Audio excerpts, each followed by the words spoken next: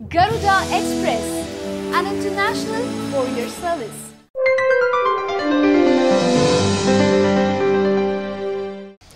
జయలలిత ఎలా చనిపోయిందన్న విషయం మరుగున పడిపోయిందా? ఆమె మరణానికి దారితీసిన పరిస్థితుల గురించి పుంఖానుగా వార్తలు వచ్చాయి.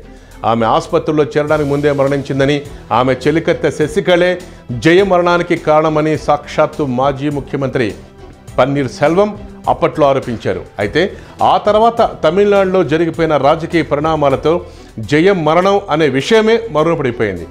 జయ మరణంపై దర్యాప్తు జరపాలని కొంతకాలం క్రితం వరకు వెల్లువెత్తిన డిమాండ్లు కూడా చలబడిపోయాయి. ఇంతకీ జయ మరణం సహజమైందా కాదా? నిజానికి జయ మరణం వెనుక శశికళే ప్రధాన పాత్ర పోషించిందన్న అనుమానమే ఆమె వ్యతిరేకులకు పెద్ద రాజకీయ ఆయుధం. తమిళనాట చకచకా జరిగిపోయిన రాజకీయ పరిణామాలతో తన వర్గం కొంత పైచేయి సాధించడంతో పన్నీర్ సెల్వం వ్యూహాత్మక మౌనం పాటిస్తున్నారు.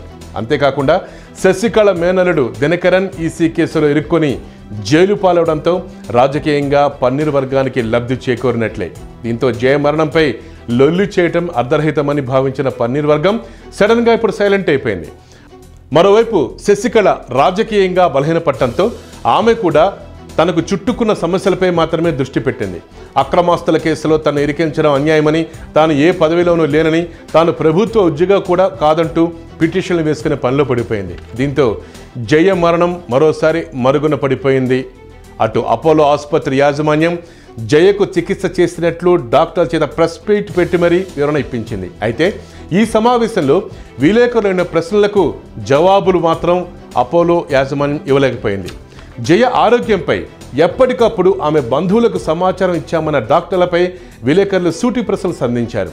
బంధువులంటే ఎవరంటూ అడిగిన ప్రశ్నకు డాక్టర్లు జవాబు దాటవేశారు. ఇది వివాదాస్పదమైంది. జయ అసలు ఏ పరిస్థితుల్లో ఆసుపత్రిలో చేరాల్సి వచ్చింది? ముఖ్యంగా ఆమె మెట్ల మీద నుంచి తోసివేయబడిందని వచ్చిన వార్తలకు ప్రభుత్వం ఇచ్చే వివరణ ఏంటి? ఇటువంటి విషయాలు విచారణ తర్వాతే బయటకు వచ్చే ఛాన్స్ ఉంది. అయితే అటువంటి విచారణ జరిపే ఆలోచన అటు ప్రభుత్వానికి కానీ, ఆ డిమాండ్లు చేసిన పన్నీర్ వర్గానికి కానీ ఇప్పుడు లేకపోవటం ఆలోచించాల్సిన విషయం.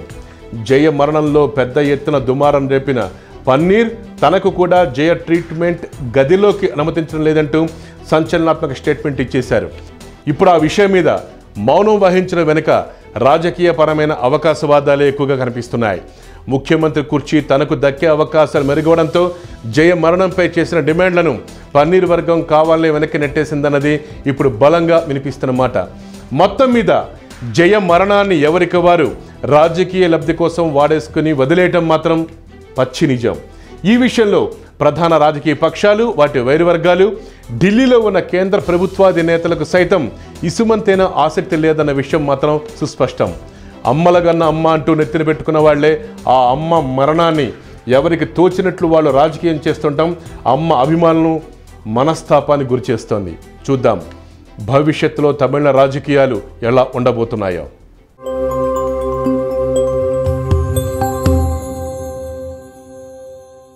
హాయ్ యోయో వ్యూవర్స్, సబ్స్క్రైబ్ చేసేటప్పుడు అక్కడ ఉండే గంట సింబల్ను ప్రెస్ చేయడం మర్చిపోవద్దు.